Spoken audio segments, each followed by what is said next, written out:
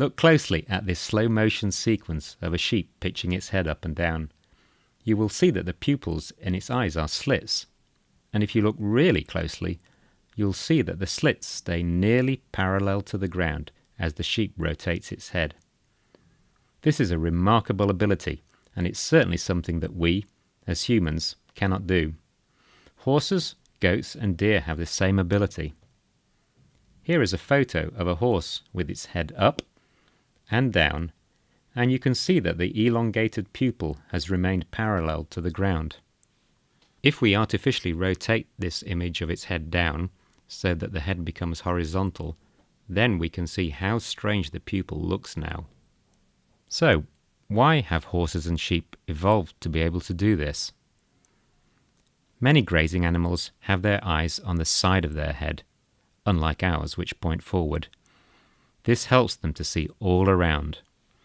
The elongated pupil gives them an effective field of view that is wider than if the pupil were vertically elongated, and is shorter than if the pupil were vertically elongated.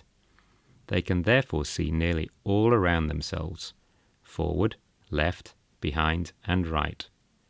Most grazing animals are prey for other animals, so it's important for them to see predators approaching from any direction.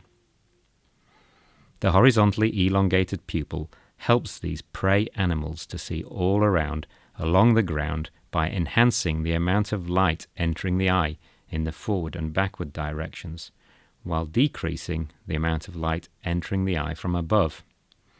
The pupil also enhances the image quality of the ground, which again is important to help them flee from predators. So, there are advantages to these animals in having horizontal slit pupils, but there is then a problem. What happens when they bend their heads down to eat? The natural thing would be for their eyes to rotate with their head so that the pupils became close to vertical relative to the ground.